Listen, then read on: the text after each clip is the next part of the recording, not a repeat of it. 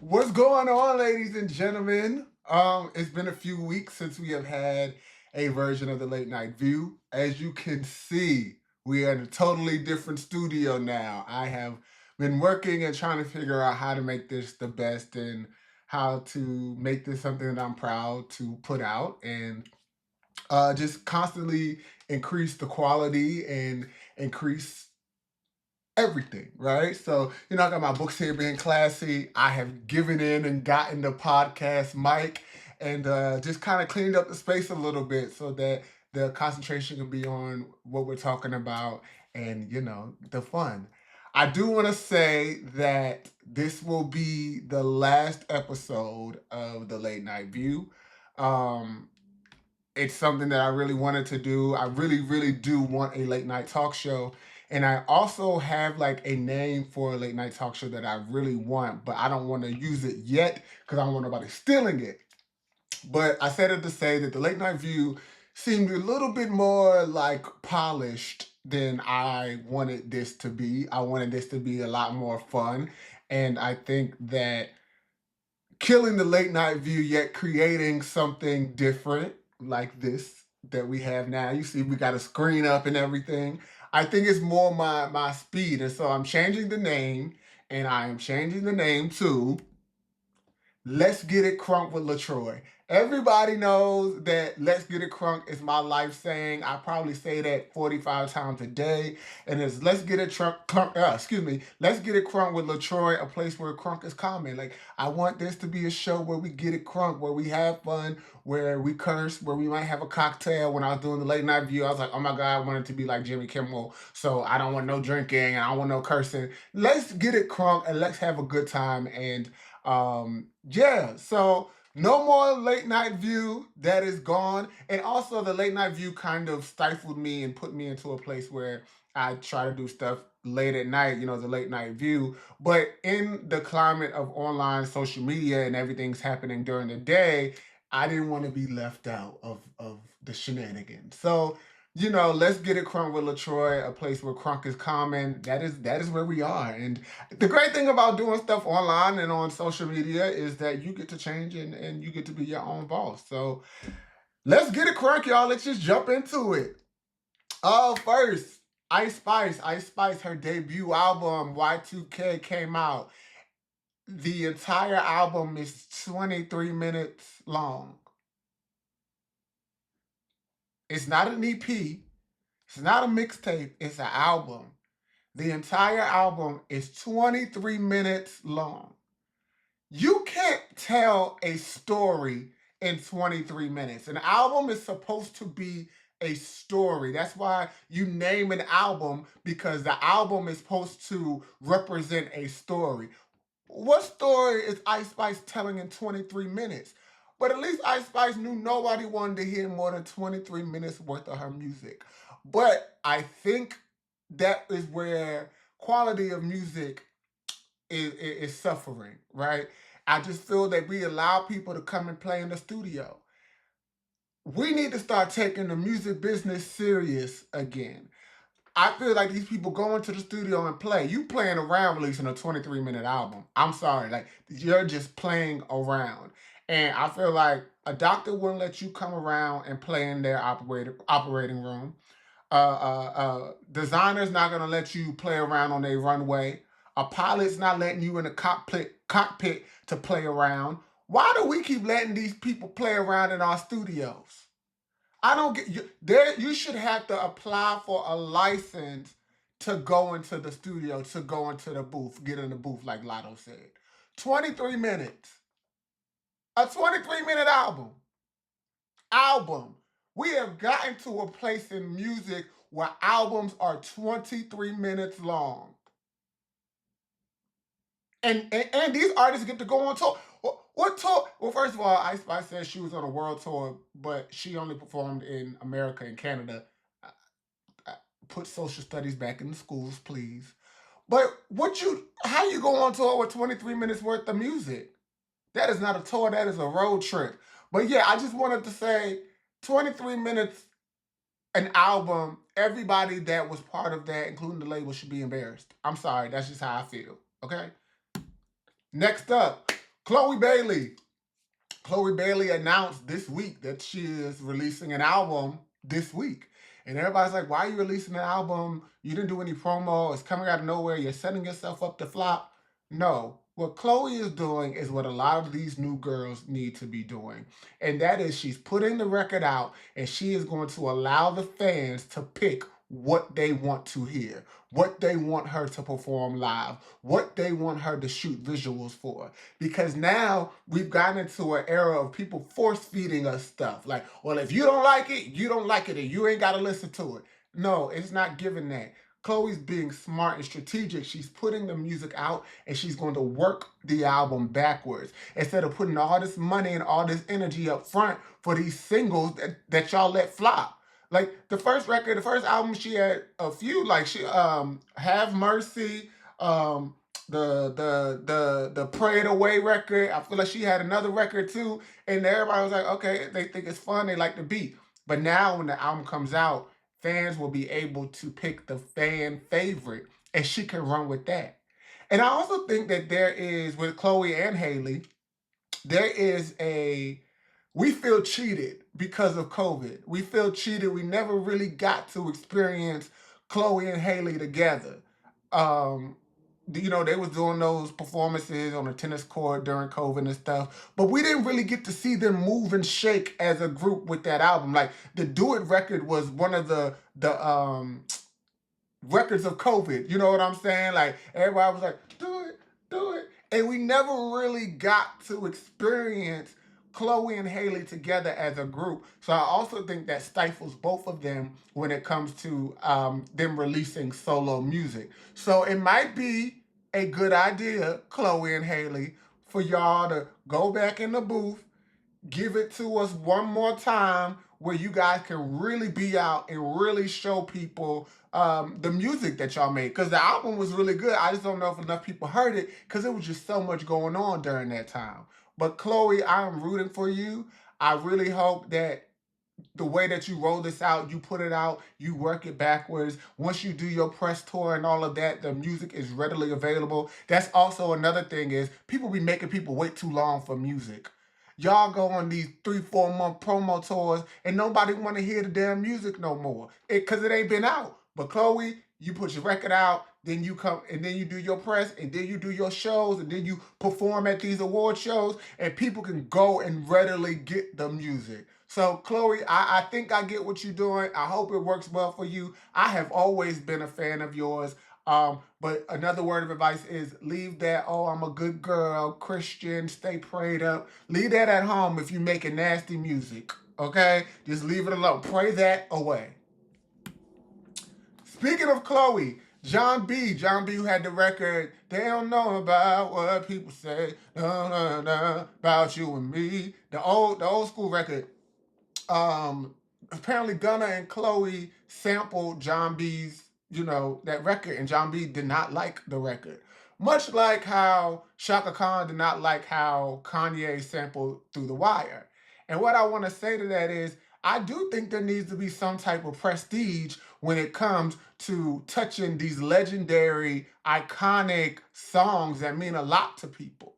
And I also think it is a testament to the fact that we need to start, shout out to Lotto, we got to get back in the booth. People need to start producing again. People need to start writing records again. Stop sampling, because if you don't sample, you won't have John B saying that the record was terrible. John B done said that Chloe and Gunna's song was horrible. And he said that they didn't clear the record, and so him and Gunna gonna have to have a conversation.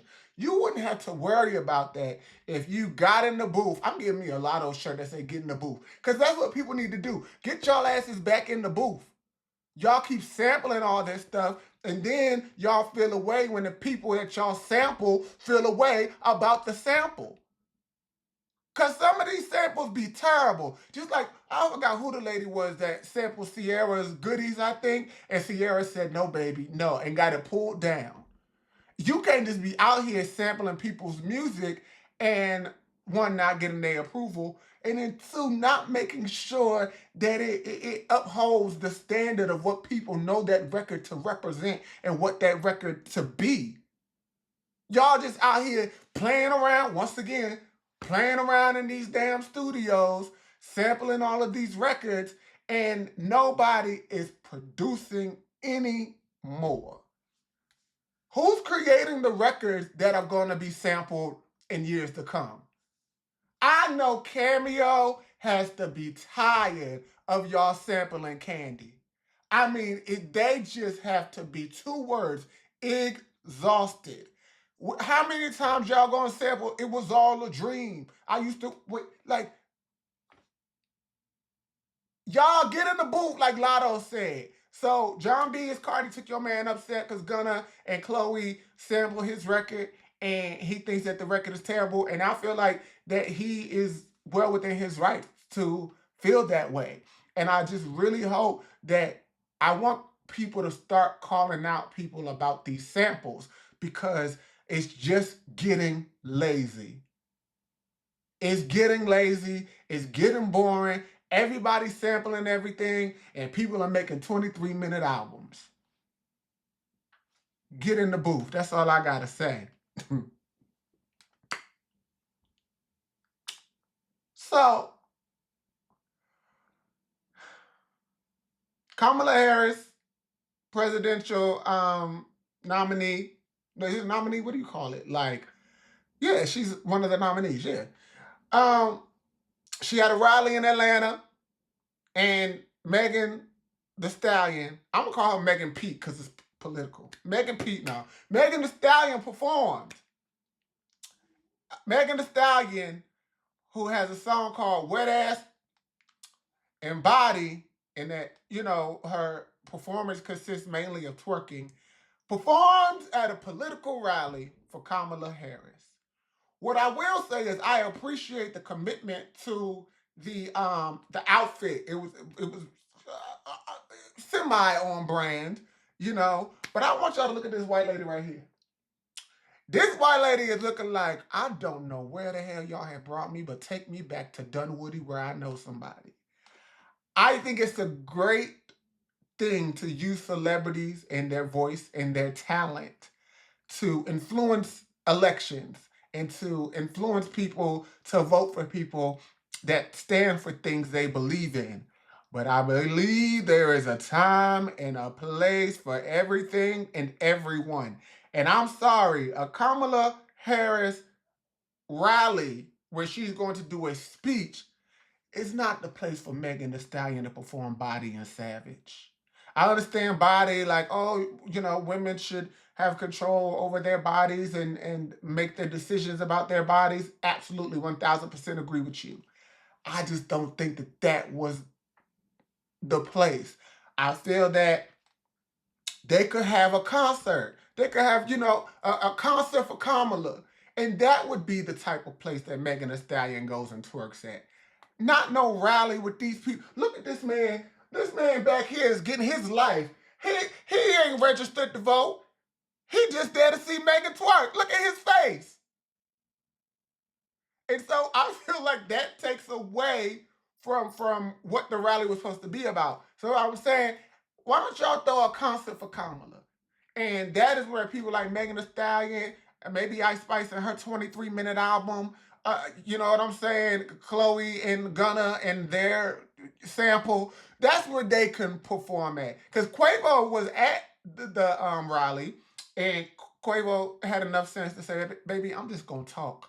I'm not about to get up here and what's the record? They got a whole bunch of records that should not be at a Kamala Harris rally. But I do appreciate Megan Thee Stallion for showing up for the people. I just know that we have to be more strategic in our usage of our leaders and our influencers and our artists and the people that are going to be part of making sure that man don't get back in the White House. We have to be more strategic. And I don't know, like, I feel like Megan's performance overshadowed. I don't even know what Kamala said in the speech because I was just sitting there like Savage, Body, Cold, Frosty. Like, I was like, I was mentioning Savage with Bossy by Kiki Palmer. Like, it was Crunk, but that wasn't the time nor the place. But I do appreciate Megan lending her talents to the Harris campaign. But y'all, let's just be a little bit more strategic in how we use our resources. I think that maybe the AKAs can throw a concert for Kamala, and it could be a voter registration drive. How about that? Because I don't know if y'all know this. Let me get everybody straight right quick. There has not been an emphasis on getting people to vote because they don't want certain people voting. I don't know if y'all remember years ago, it used to be the whole vote or die campaign, right? It was a huge emphasis on getting people to vote. There is not an emphasis on getting people registered to vote. So maybe we do a concert where the tickets is free. Kamala can afford a free concert. All that money they don't raise for that lady. Give us a couple mil. We can throw us a little piece of concert together down there at a post pavilion. And in order to get in, if you over 18, you got to be registered to vote, or you got to register to vote. And of course, the kids can come for free.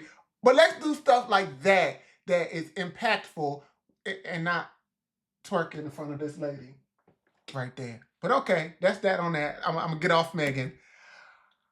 I'm excited about this. Everybody was saying that, oh, Kenya is off, Real Housewives, Candy is gone, Real Housewives of Atlanta is dead, and Baby Bravo said, we got something for you, and they are bringing back Phaedra Parks. Now, a lot of people are saying, oh, well, Phaedra didn't do much on Married to Medicine. That's because that was not Phaedra's arena. Phaedra is a real housewife through and through. She shines on that show, and especially now with Portia being back, Frick and Frack, that is going to draw in legacy viewers. And if they bring back what can you call that lady? The most fired and hired housewife, Sheree. Real Housewives of Atlanta is back. I'm excited for Phaedra to be back. She shines in that type of ensemble cast where she has relationships with these people. We've seen her on and off camera with these people. They know what type of lady she is and who they dealing with when it comes to Phaedra. So I am excited about Phaedra coming back to the Real Housewives of Atlanta. I have been said that Kenya and Candy leaving is not going to be the end of that show. If Escape can go on without Latasha, then Real Housewives can go on without Kenya. You know what I'm saying? If they kicked out LeTroy and Latavia and brought in Michelle, and Destiny's Child went on to sell millions and millions of records, they can do the same thing, kicking out Kenya and bringing back Phaedra. And I'm also interested in the team what these new girls got to bring. So I'm happy that Phaedra's back. Welcome home, Phaedra. You know what I'm saying? Make sure you shake it up and you prove all these people wrong. Be entertaining, but don't be a mess and don't be starting rumors about people that's not true. Now let's get into some white people business. Always talking about black people. Black people are not the only people that got messed, y'all. White people got messed too. Britney Spears wrote her book. First of all, this is a terrible cover for Britney Spears' book. I would think that a Britney Spears cover would be a little more put together, but then again, we all know that the old Britney is gone. But Britney Spears, her book is being turned into a movie. And she got, they said, 8 figures to sell the rights to her book. So, I don't know much about algebra. So I was like, 6 figures, that's 100,000, right? So then 7 figures, that's 7 million, right? 8 figures is 70 million. Baby, Britney Spears went to the bank, baby. And listen, I don't want them to hold nothing back. I want to know everything. They said she was locked up in the house in a conservatorship. They was feeding her medicine. They better show all of that. I want to know what happened. They said that she had, that the daddy had slapped the kids at one point or something like that. And now the kids don't want nothing to do with Britney. They done moved their asses out to Hawaii. I want all of that in that $70 million movie. Now, I don't know if it's 70 million, but I know 8 figures means that there's at least 2 numbers after before the comma. So, Britney Spears has sold her movie, has sold her rights, and this is one autobiography that I really want to see because I feel like we all grew up with Britney Spears. You know what I'm saying? Britney Spears has been along for a long periodically time, from the Mickey Mouse Club to becoming the global icon that she is. I'm really interested in this Britney Spears movie. Um, I'm sure she's gonna talk about Justin Timberlake. I wonder if Britney Spears knows what really went on with the Justin Timberlake and Janet Jackson Super Bowl thing. Now Britney coming in and drop that bomb, baby. She deserves all 8 of them figures. So yeah, I just wanted to dabble in some white people business because always talking about black people. But yeah, so Britney Spears got a movie coming out. They don't know, they haven't said when it's coming out, but I'm super excited to see that. And yeah, ladies and gentlemen, that's what I got for this new first episode of Let's Get It Crunk with LeTroy. Again, this is no longer called the Late Night View. I actually think I like this setup, so I'm gonna try to keep it for a while. Again, this is a place where Crunk is common. Like I've been Crunk the whole time. Like I just been talking and loud, and that's what I want it to be. And I want to have fun, and let's get it crunk. That's what I always do. And so now I have to find a new theme song. For the show, but I'll figure that out. And maybe by the time I post this, I'll have figured it out. But thank y'all for tuning in to Let's Get It Crunk with LeTroy. As I said, the late night view is no more. We gonna get it crunk. You might see me with a cocktail on here every now and then, because before I was trying to be very classy and upscale, darling. But yeah, might have a cocktail or two. I want to really start having guests now so that I can have fun with people. So we'll see. This is a new beginning to a new beginning to a new beginning. So thank y'all for tuning in to Let's Get It Crunk with LeTroy, a place where crunk is common, and I will see y'all. Peace out. I got my head down and my shades on, 6 inches under my feet.